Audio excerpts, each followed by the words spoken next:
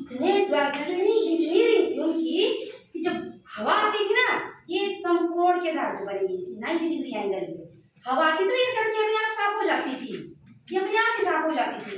इतनी इंजीनियर 8000 साल पहले की मानी जाती है सभ्यता, 8000 साल पहले। लेकिन गल्फ जब फ्लोरेंस इसकी मानी जाती है वो 2500 ईस्वी की मानी जाती है, 2500 ईस्वी की। अब देखो मैंने टाइम लाइन में बताया ना आपको, ये है ईस्वी, ये है ईस्वी पूर्व, ये ईस्वी अभी जो है वो ईस्वी जो पहले का 0 डिग्री 0 से पहले का जो है जो मार्किंग की गई है ना बर्थ ऑफ क्राइस्ट की, इससे पहले ईस्वी पूर्व। तो ये 8000 साल पहले ईस्वी पूर्व लोग कितने अवेयर थे कि इतने। अब देखो जब सड़क आती थी ना तो यहाँ क्या होता था, इस सड़क पे क्या होता था, यहाँ पे वो कर्व देते थे। यहाँ जो सड़क यहाँ से तो गली आ रही है ना, ये सड़क मान आगे जा रही है, जहाँ कॉर्नर पे मुड़ेगी ना तो वहाँ पे कर्व होता था। अब कर्व देने का क्या मतलब, ऐसे क्यों नहीं है? अगर ऐसा होता तो बैलगाड़ी जब जाती तो यहाँ टकरा जाती, बैलगाड़ी को मुड़ने में प्रॉब्लम्स होती, लेकिन उन्होंने कर्व बनाया था। देखो इतनी इंजीनियरिंग थी उनकी कि उन्होंने यहाँ पे कर्व, यहाँ से कर्व के माध्यम से वो आसानी से आगे निकल जाती, ठीक है। और इस चीज की एक और जो व्यवस्था की गई है बोला, यहाँ पे जो ये जो गली है ना, यहाँ पे लैंप्स लगाए जाते थे, लैंप। रात को आपने स्ट्रीट लाइट्स देखी है ना, वैसे यहाँ पे स्ट्रीट लाइट्स हुआ करती थी, लाइट्स की व्यवस्था की गई थी, ठीक है।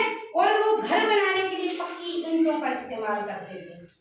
2500 साल पहले जब फ्लोरेंस में आए, तो 2500 साल पहले इतना दिया कि जो भट्टी में पकाई जाती थी ईंटें, ये जो कच्ची ईंटों के घर होते हैं पानी भरता ईंटें पिघल जाएंगी ना, लेकिन पक्की ईंटें आज अगर हम देखते हैं, भट्टे देखे होंगे आपने, भट्टों में पक्की ईंटें पकते, तो उस जमाने में उन्होंने पक्की ईंटों का इस्तेमाल किया था। और फिर ये जो अब देखो उनकी प्लानिंग किस तरह से, प्लानिंग किस तरह की थी, ये उनका एक जैसे कस्बा है ना कोई, तो नीचे जो प्लेन एरिया होगा, उसके ऊपर थोड़े हाइट में एक और एरिया होगा, है ना। अब इसको निचला दुर्ग कहा जाता था, ये ऊपर की वजह। अब यहाँ पे क्या होता था, यहाँ पे ये शायद जो एडमिनिस्ट्रेटिव थे वो लोग रहते थे, जो प्रशासनिक अधिकारी थे, आई थिंक वही रहते होंगे यहाँ पे, क्योंकि यहाँ पे बड़े बड़े हॉल मिले हैं, बड़े बड़े हॉल, ग्रेनरी मिली है, ग्रेनरी में अनाज को रखने के लिए बड़े बड़े यहाँ पे अनागार मिले हैं। और देखो अनाज के लिए कैसे किया था उन्होंने, अनाज के लिए प्रबंध कैसे किया हुआ था, किस तरह की चीजें मिली है ना, इस तरह का बनाया गया था। और यहाँ पे इस तरह का सिस्टम था, वहाँ पे अनाज भी रखे जाते थे, है ना, अनाज रखा जाता था। अनाज जब भी कोई बाढ़ आ जाए तो अनाज की कमी हो जाए तो उसके लिए अनाज वहाँ से मिलता था, या अकाल पड़ जाए तो वहाँ से इकट्ठा अनाज रखा जाता था। जैसे आपको कोरोना काल में आपको घर घर अनाज पहुँचाया गया ना, तो ये भी उसी के आधार पे था। और ये जो था ये ऊंचाई पे था, और ये जो था ये लोअर पे था। और यहाँ के घरों की बात, ट्रिपल स्टोरी मकान बनाए हुए थे, जिनकी कल्पना हम आज करते हैं ना, मोहनजोदड़ो इसमें हड़प्पा काल में ट्रिपल स्टोरी मकान थे। कितनी बड़ी बात है, ट्रिपल स्टोरी मकान बनाए हुए थे। और मान लो कि कोई ऐसा मकान है ना, कोई ऐसा घर है, मान लो ये है घर, ये घर है, तो कैसा था, यहाँ पे कोर्टयार्ड था, यहाँ पे आंगन था, बीच में आंगन होगा, यहाँ जैसे ही अंदर जाएंगे यहाँ पे कुआं मिलेगा, बाहर की तरफ होगा कुआं। क्यों? क्योंकि अगर मुसाफिर भी आएंगे तो वो भी पानी पी के जाए यहाँ से। उससे आगे यहाँ पे आपको टॉयलेट की व्यवस्था मिलेगी, टॉयलेट था, बाथरूम की व्यवस्था मिलेगी, बाथरूम मिलेगा। फिर उसमें किचन अलग, सेपरेट किचन था। मंदिर रिलीजियस थिंग्स नहीं पाई गई है यहाँ। इस सभ्यता की बात ये है कि धर्म क्या था, धर्म का कोई वृत्तांत नहीं है कि धर्म के आधार पर लड़ाइयाँ होती है ना, तो इस सभ्यता की सबसे बड़ी बात है कि धर्म की कोई चीज ऐसे मिले नहीं है, धर्म के आधार पर हम नहीं बोल सकते। कुछ चीजें मिली हैं, लेकिन उनको पूरी तरह से इतिहासकार प्रेडिक्ट नहीं कर पाए उस चीजों को। अब देखो ये है, यहाँ पे कमरे थे, अलग अलग कमरे बने हुए थे, अलग अलग कमरे बने हुए थे, और यहाँ पे शायद वो गेम्स वगैरह खेलते थे। लेकिन इतनी व्यवस्था होना, अलग से बाथरूम, अलग से टॉयलेट होना।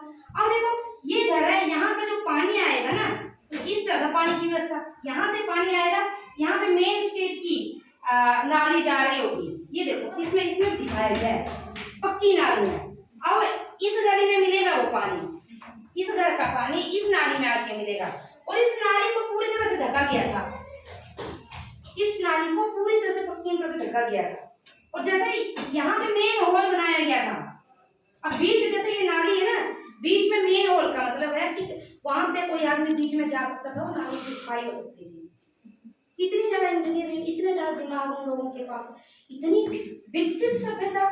ये चीजें ये बताती हैं कि वो लोग कितने हाइजेनिक थे, कितने वो सफाई पसंद लोग थे, है ना। कितने सफाई पसंद लोग होंगे वो जिन्होंने इस सिस्टम को बनाया था।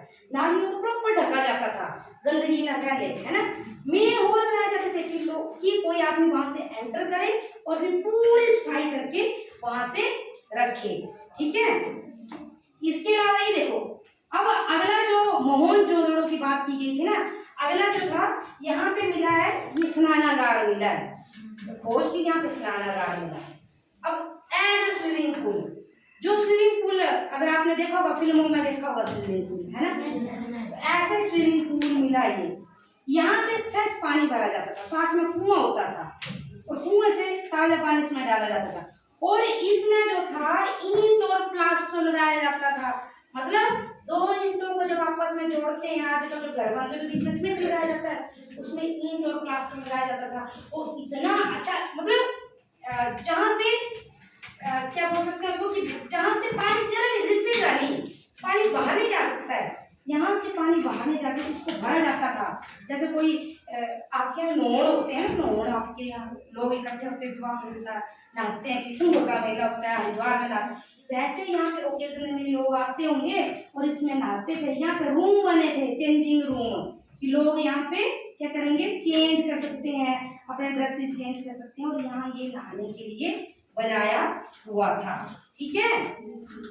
तो इसके अलावा ये बंदरगाह मिली है, ये देखो ये बंदरगाह मिली है, यहाँ से लोग ट्रेड करते थे, बिजनेस करते थे दूसरे देशों के साथ, मेसोपोटामिया के साथ। यहाँ की मोहरें मिली, इससे पता चला कि ये जो लोग थे मेसोपोटामिया के साथ ट्रेड व्यापार भी करते थे। अब बंदरगाह के यहाँ पे जहाज रेस्ट करते थे, रुकते थे। और ग्रेनरी भी मिली है यहाँ पे, ग्रेनरी मीन्स अनागार मिले हैं, क्योंकि अनाज को यहाँ पे रखा गया था। अब अनाज को क्यों रखा गया, इसके बोला इनके जहाँ पे नदी होती थी वहां पे ही अनाज को रखा जाता था, इसलिए क्योंकि जब भी कोई व्यापार के लिए बोट की इस्तेमाल करते हुए दूसरे देशों में जा सकते थे अनाज को उसमें भर के, ठीक है। तो आज हमने इसके बारे में पढ़ा, सिंधु घाटी सभ्यता के बारे में पढ़ा, सिंधु घाटी की सभ्यता की खोज क्या हुई थी, और सिंधु घाटी में क्या क्या जो चीजें मिली हैं, ठीक है। और देखो इस तरह के पक्की ईंटों के खिलौने बनाए गए, ये भी आज तक है, 8000 साल के बाद भी आज वो खिलौने वो यहाँ पर दिख रहे हैं, ये पक्की ईंटों के बनाए गए थे, ठीक है। ये चिनाई बताई गई, ये पक्की ईंटों की चिनाई किस तरह की होती थी, ये मूर्ति मिली है। और इस मूर्ति को आप देखें कि उसमें के लोग किस नक्काशी की गई, ये कपड़े जो डाले हैं ना उसमें की गई, और दाढ़ी ये पुरुष है इसकी जो है वहाँ पे मिली हुई है, ये मूर्ति मिली हुई है। इस सब के बारे में पढ़ा। अब मैं आपसे क्वेश्चन पूछूंगी, है ना। अच्छा, आप में से कोई बता सकता है कि इस सभ्यता की खोज किसने की थी, किसने की थी वंशिका? दयाराम साहनी ने, वेरी गुड, बहुत अच्छे, दयाराम साहनी ने इनकी खोज की थी, ठीक है। चलो यही आपका होमवर्क है आज के लिए कि आपने इसको याद करना है, पढ़ना है और इस पे एक चार्ट बना के लाना है, ठीक है।